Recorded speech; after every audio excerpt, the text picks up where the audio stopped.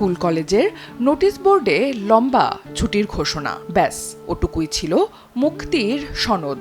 পড়ার টেবিলে তখন পাঠ্য বইয়ের চেয়ে বেশি ভিড় জমাতো বাহারি রঙের সব ঈদ কার্ড, কোনোটাতে ঝিকমিকে জড়ি, কোনোটাতে আবার 2 জোড়া কবুতর। পকেটের জমানো টাকায় কেনা সেই কার্ডের পেছনে কাপা কাপা হাতে লেখা, তোর দাওয়াত রইল আমার বাড়িতে।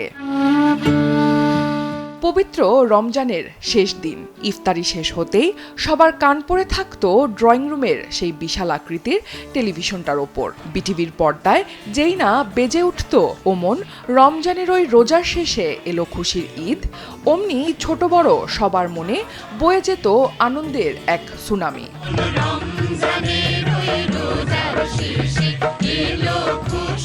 পাড়ার মোড়ে মোড়ে তখন চিৎকার, কোলাহল আর বাঁধ ভাঙা উল্লাস। বাড়ির উঠানে বা পাড়ার প্রবেশ মুখে বাঁশ আর রঙিন কাগজ দিয়ে তোরণ বানানোর সেই রাত জাগা ঝক্কি, সেই ক্লান্তিতেও কি ভীষণ সুখ ছিল।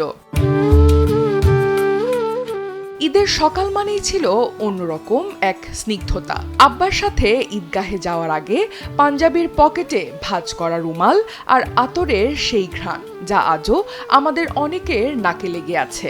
নামাজ শেষে সেই যে কোলাকুলি, সেখানে কোনো কৃত্রিমতা ছিল না। কার সাথে আড়ি ছিল, কার সাথে ঝগড়া, ঈদের ওই এক জড়িয়ে ধরায় সবকিছু ধুয়ে মুছে সাফ হয়ে যেত। বাসায় ফিরতেই শুরু হতো সালামি আদায়ের যুদ্ধ। বড়দের পা ছুঁয়ে সালাম করা আর পকেট থেকে বের হওয়া সেই 2 টাকা বা 5 টাকার নতুন নোট। সেই সামান্য নোটগুলোই তখন আমাদের কাছে ছিল কোটি টাকার চেয়েও দামি।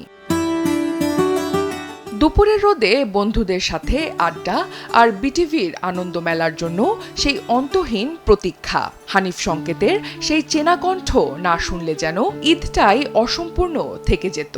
আর যারা একটু মনে মনে আকাশ দেখত, তাদের সঙ্গী ছিল ক্যাসেট প্লেয়ার। ফিতে ঘুরতে থাকা এলআরবি বা মাইলসের বিরহের গানে মিশে থাকত ঈদ কার্ডে লেখা সেই নাম না জানা স্পেশাল কারো স্মৃতি।